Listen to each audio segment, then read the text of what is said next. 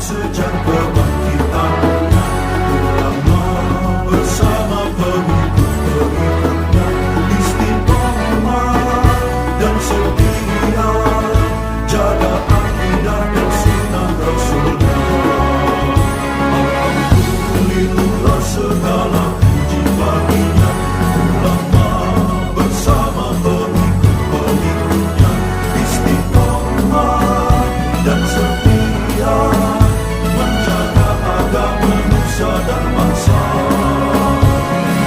Mari kuatkan niat kita, kita bulatkan tekad kita, terus lanjutkan amal kita, mengembangkan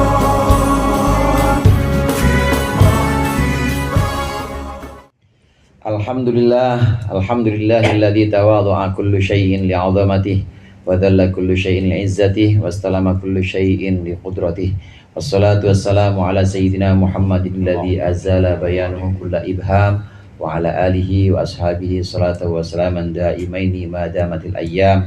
Amma ba'd, fa inna ahsanal hadithi kitabullah wa khairul hadi hadi Muhammadin sallallahu alaihi wasallam wa syarrul umuri muhdatsatuha wa kullu muhdatsatin bid'ah wa kullu bid'atin dhalalah. Segenap jamaah Majelis Ta'lim Hifdzul Amal, para ustaz, para hujjaj dan sesepuh, wabil khusus orang tua kita Abi Haji Nasruddin, Bang Haji Rohmani, Cing Haji Roy, dan juga Bang Haji Mukhtar Syarif, segenap para asatidzah lain. Hadirin sekalian yang dirahmati oleh Allah, lanjutkan pembahasan kitab Tafsir Marah Labid sampai di ayat 180 yang tadi sudah dibacakan oleh Ustaz Haji Ahmad Nasir. Qala Allah Ta'ala wa huwa asdaqul qailin, kutiba alaikum idza hadara ahadakumul mautu in taraka khairan lil wasiyatu lil walidain. Al-ayah. Kutiba diwajibkan alaikum atas kalian idza hadara ahadakum, ketika datang kepada salah seorang dari kalian, apa yang datang, al-mautu, kematian, intaroka khairan, jika dia meninggalkan kebaikan, harta maksudnya, diwajibkan al-wasiyatu. Al-wasiyatu jadi naibul fa'ilnya kutiba, sedangkan al-mautu itu jadi fa'ilnya hadara. Taroka ini fa'ilnya ahadukum. Apabila seorang kalian itu meninggalkan harta yang baik, khairan itu harta yang baik, diwajibkan al-wasiyatu, wasiat lil walidaini, kepada dua orang tua, wal aqrabina, dan para kerabat, bil ma'rufi, dengan baik. Ayat ini menjelaskan tentang kewajiban wasiat pada orang yang didatangi kematian. Maksud didatangi kematian ini sebab-sebab kematian dijelaskan oleh Syekh Nawawi Banten nanti di bawah, amaratul mauti, atau tanda-tanda kematian. Kalau kira-kira memang udah waktunya, maksudnya udah di ujung hayatnya, namanya sudah datang tanda-tanda kematian. Bukan berarti ayat ini ketika mati sudah datang kepada salah seorang dari kalian, lalu udah mati mah nggak bisa wasiat. Maksudnya asbabul mauti atau amaratul mauti. Ketika sudah datang sebab-sebab kematian, tanda-tanda udah dekat lagi ajal, maka diwajibkan menyampaikan wasiat apabila punya harta. Nah, kalau nggak punya mau wasiat apa? Ini intaroka khairan, kalau ada, kalau nggak ada ya nggak wajib. Diwajibkan untuk memberikan wasiat kepada siapa? Kedua orang tua dan juga kerabat, dengan cara baik-baik, bil ma'ruf, maksudnya dengan cara baik-baik. Baik yang dimaksud di sini putusannya juga baik, kemudian penerimaannya juga baik kepada keluarga. Nanti kita lihat ayat ini sebenarnya mansuh itu dihapus nanti. Dijelaskan oleh Syekh Nawawi Banten, furidho alaikumul wasiyatu lil walidaini wal auladi. Diwajibkan atas kalian wasiat untuk dua orang tua dan juga untuk anak-anak. Yang dimaksud dengan akrobin di sini adalah anak-anak, wasiat untuk kedua orang tua, wal akrobina ay wal aulad. Ini sebagaimana yang dikatakan kama qalahu Abdurrahman bin Zaid, sebagaimana dikatakan oleh Imam Abdurrahman bin Zaid. Yang dimaksud diwajibkan wasiat untuk siapa wasiat ini? Yang pertama untuk kedua orang tua, yang kedua untuk anak-anak. Jadi yang dimaksud akrobin di sini adalah anak-anak. Ini pendapat pertama. Pendapat yang kedua, yang dimaksud di sini memberikan wasiat kepada awir rahimi ghairil walidain. Aulad aqarib, akrobin di sini maksudnya adalah orang-orang yang memiliki tali persaudaraan, rahim, saudara kandung, ya kerabat yang memiliki tali rahim yang sama, satu rahim atau satu kerabat, pokoknya selain orang tua. Itu maksud dari akrobin. Yang jelas di sini adalah orang tua itu harus diberikan harta peninggalan ya berupa wasiat ini dari orang yang hendak meninggal. Jika salah seorang di antara kita orang-orang muslim sudah merasa ini akhir hayatnya, maka diwajibkan untuk memberikan wasiat. Namun nanti kita lihat lagi di sini memang ayat ini mansuh. Ini hanya saya artikan sesuai yang dijelaskan oleh Syekh Nawawi Banten dulu, bahwa ayat ini menjelaskan wajibnya wasiat bagi atas orang yang sudah mendekati kematian. Untuk siapa? Untuk dua orang tua atau untuk anak, untuk dua orang tua atau untuk kerabat selain orang tua. Ya bisa anak, bisa saudara kandung dan lain sebagainya. Ini sebagaimana pendapat yang kedua dipegang oleh kama qala Ibnu Abbas wa Mujahid. Maksudnya bil ma'ruf itu bagaimana? Bil adli, yaitu dengan cara adil, bihasabi istihqaqihim, dengan menghitung mustahiknya akrobin. Maksudnya istihqaq kan ada mustahik, orang-orang yang berhak, yang memang lemah, ekonominya lemah, kemampuannya juga lemah, kerja juga udah nggak bisa, namanya orang tua, walidain. Dia udah tua, udah nggak mungkin lagi ngelamar kerjaan, 70 ngelamar kerjaan, udah nggak ada apa-apa. Nah itu dengan cara mempertimbangkan itu, yang didahulukan adalah yang paling berhak, bihasa bistihqaqihim. Maksud dari bil ma'ruf ini bihasa bistihqaqihim dan juga bil adl. Oleh karenanya fala yufaddilu al-ghaniyya, maka tidak boleh mengutamakan ahaduhum, salah seorang yang tadi hendak atau menjelang kematiannya, janganlah dia mengutamakan al-ghaniyya akan orang kaya, wala yatajawazu, dan juga tidak boleh melampaui ats-tsulusa sepertiga, idza dhaharat, ketika sudah tampak ala ahadikum, atas salah seorang kalian, apa yang tampak, amaratul mauti, alamat atau tanda-tanda kematian, kalmarodil mukhawwifi, seperti sakit yang mengkhawatirkan atau menakutkan, intaroka malan, kalau dia meninggalkan harta. Hadirin jamaah rahimakumullah, redaksi yang ada di ayat ini intaroka khairan ditafsirkan oleh Syekh Nawawi Banten dan juga oleh Imam Jalalain. Banyak mufassir ini menafsirkan malan. Yang dimaksud di sini khairan itu adalah harta, meninggalkan kebaikan, karena khairan arti aslinya itu kebaikan. Khairuddin, ada khairuddin artinya kebaikan agama. Ada khairullah, mana orangnya? Itu yang artinya kebaikan, khair, bagus atau baik, itu khair.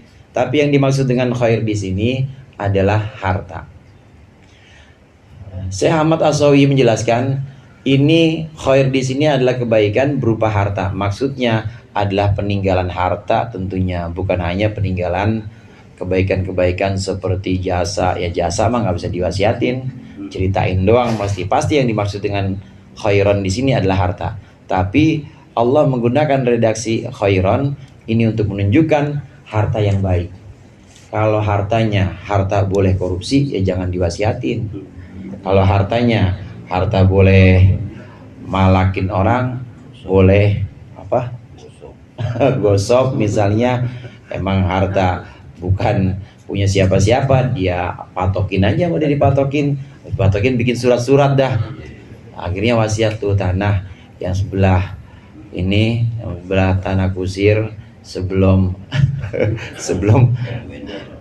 Indofood itu bagi-bagi aja buat bapak, buat ibu, semuanya. Padahal itu harta gosok misalnya, nggak boleh.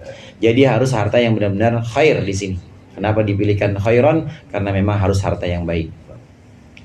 Nah, kemudian di sini cara pembagiannya harus dengan ma'ruf. Artinya dengan ma'ruf tadi tidak boleh mengutamakan orang yang kaya. Tentu harus mengutamakan orang yang butuh, mustahik, orang yang memang membutuhkan. Tidak boleh mengutamakan orang yang udah cukup malah dikasih sama dia. Yang dekat sama dia, yang dekat, benar-benar dekat hubungannya, anaknya sendiri itu nggak dikasih apa-apa. Padahal yang ngurusin dia waktu sakit nggak dikasih apa-apa, jangan. Namanya tidak makruf. Satu, pengertian ma'ruf. Pengertian yang kedua, wasiat itu hadirin nggak boleh lebih dari sepertiga. Nggak boleh. Saya wasiatkan tuh tanah yang dekat Ahmad Yani, masjid, bukan sebelahnya. Sebelahnya saya wasiatkan. Emang punya berapa Pak? Itu semua punya saya wasiatkan. Berapa meter? Semuanya nggak boleh. Harus ya paling banyak sepertiga, nggak boleh lebih dari sepertiga. Ini makruf, ini yang baik. Karena kalau lebih dari sepertiga, kasihan yang lain. Sepertiga buat orang, satu orang misalnya. Nah yang lain yang belum bagian gimana? Yang 2/3 dibagi rame-rame, kan kasihan orang-orang yang sudah punya bagian, atau ashabul faridah istilahnya, orang yang mempunyai bagian. Qala al-Asamu, berkata Imam al-Asam, innahum, sesungguhnya mereka orang-orang kanu yusuna lil ab'adina, mereka ini memberikan wasiat lil ab'adina untuk orang-orang yang jauh, tolaban lil fakhri, untuk mencari kebanggaan, wasyarafi dan kemuliaan, wa yatrukunal aqoriba, dan mereka meninggalkan kerabat-kerabat qorib. Aqorib itu yang dekat-dekat, fil fakri, dalam kefakiran, wal maskanati, dan kemiskinan. Fa'aujaballahu ta'ala, maka mewajibkan siapa Allah ta'ala fi awalil islami, dalam masa awal Islam, mewajibkan al-wasiyata, akan wasiat, liha ulai, untuk mereka orang-orang yang suka wasiat kepada orang jauh ini, man'an, karena mencegah, lil qaumi, pada satu kaum, amma kanu taduhu, dari apa-apa yang mereka pernah i'taduhu, biasakan adat. I'taduhu itu yang jadi adat mereka. Menurut Imam Asam, dikutip di sini, memang ayat ini turun asalnya dulu kebiasaan orang-orang Arab kalau kasih wasiat, itu wasiatnya jauh-jauh. Dia sakit di Jatayu, diurusin sama anak, ama, orang tuanya masih ada, orang tuanya diurusin, anaknya ngurusin, abang-abangnya ngurusin. Begitu wasiat, dia ngasih wasiat sama orang Parung. Orang Parung, biar apa? Bangga, biar namanya harum di sana di Parung. Ini mah almarhum baik banget sama saya dikasih tanah, kata orang Parung. Nah kata orang Jatayu, tai amat, gue mah kagak dibagi, dikit-dikit acan. Tuh kata orang, jadi itu namanya ya jauh bau dekat bau tai, jauh bau wangi. Itu jangan yang begitu, tapi dahulukan dulu yang dekat. Dulu orang Arab dulu itu sering melakukan seperti ini, wasiat kepada orang yang jauh, tapi orang yang dekat diabaikan. Padahal yang dekat miskin, yang dekat ini benar-benar fakir, nggak dapat apa-apa, yang ngurusin dia lagi sakit, tapi nggak dapat apa-apa. Justru yang jauh didahulukan. Tujuannya supaya namanya harum di sono, supaya jadi bangga-banggaan, jadi cerita, jadi bangga-banggaan. Maka ayat ini mewajibkan orang kalau sudah tanda-tanda mau meninggal, wasiatnya harus kepada orang terdekat dan harus kepada orang tua, nggak boleh kepada yang lain. Jadi yang dekat-dekat dulu. Memang demikian hadirin, al-aqrab tumal aqrab, yang paling dekat kemudian yang paling dekat lagi. Jadi jangan yang jauh-jauh dulu, ya jangan jauh-jauh dulu, tapi yang dekat-dekat aja, karena yang dekat-dekat ini yang memang punya hak lebih. Kita hidup di sini, ada tetangga, kemudian ada muslim, ada saudara. Nah itu punya 3 hak itu. Kalau kebetulan memang saudara kita, abang, tinggalnya dekat sama kita, samping-sampingan, dan dia namanya abang, ya muslim juga, berarti punya 3 hak. Punya hak sebagai saudara, kerabat, punya hak sebagai muslim, dan punya hak sebagai tetangga. Jadi 3-3-nya itu dulu yang didahulukan. Jangan cari yang jauh-jauh.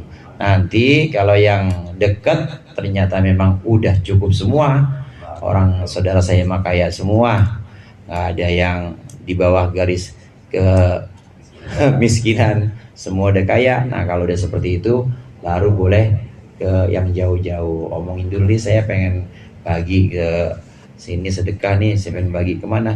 Palestina. Palestina.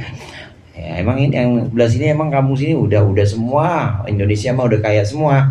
Kalau udah kaya semua baru boleh ke sono. Tapi kalau belum jangan. Dahulukan yang dekat. Ini kewajiban memberikan wasiat, dan juga secara umum tadi kalau kita memberikan apa-apa sedekah berupa harta bantuan itu hendaklah kepada yang terdekat dulu supaya tidak ada rasa sakit hati orang yang dekat itu. Haqqan 'alal muttaqin. Haqqan ini sebagai hak 'alal muttaqina, atas orang-orang muttaqin. Hadirin jamaah rahimakumullah, kata hak itu dalam bahasa Arab bisa punya dua arti. Bisa punya arti hak yang ada di Indonesia. Seorang anak punya hak, bapaknya punya kewajiban. Apa hak anak? Hak anak itu ya diakekahin atau disunatin, termasuk dikasih nama yang baik, itu hak anak. Bapak punya kewajiban. Ini namanya hakun lil aulad, hak untuk anak. Li pakainya li. Nah terus anak punya kewajiban nggak? Anak punya kewajiban juga. Ya orang udah dikasih nama yang baik, udah disekolahin, maka anak punya kewajiban kepada orang tua. Namanya hakun alal aulad. Sama-sama pakainya hak. Tapi yang satu hakun lil aulad, itu artinya hak. Tapi kalau hakun alal aulad, itu artinya kewajiban. Nah di sini hakun alal muttaqin, wajib atas orang-orang yang bertakwa.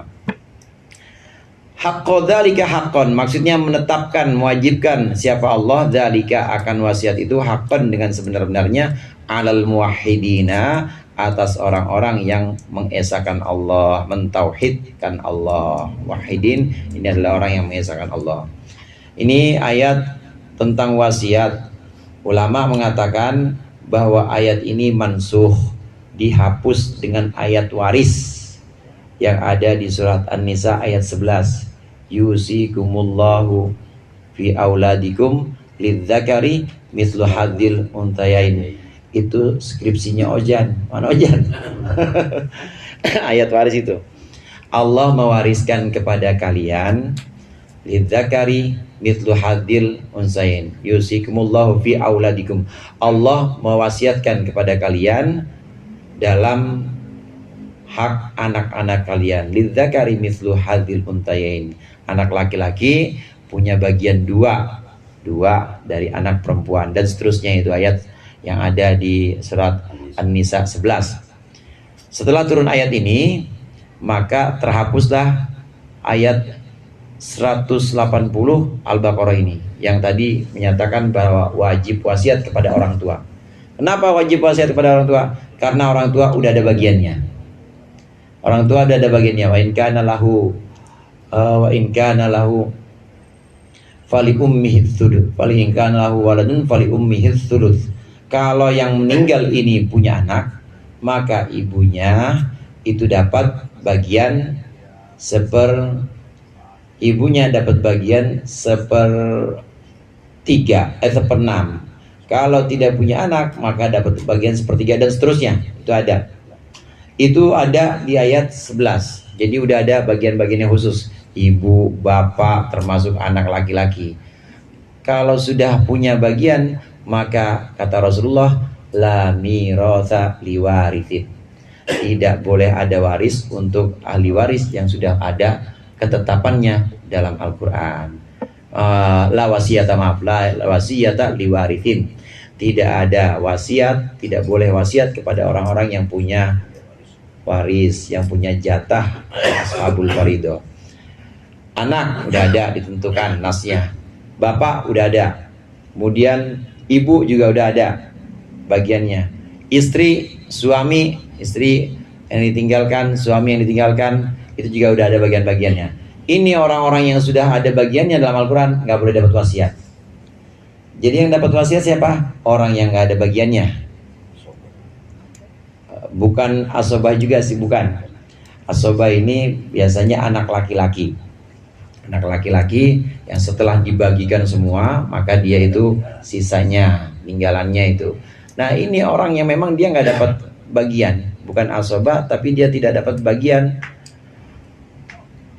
Ini sakit orang ini, lama sakit, kemudian diurusin. Yang ngurusin ya anak muda. Siapa anak muda itu? Bukan siapa-siapa sebenarnya.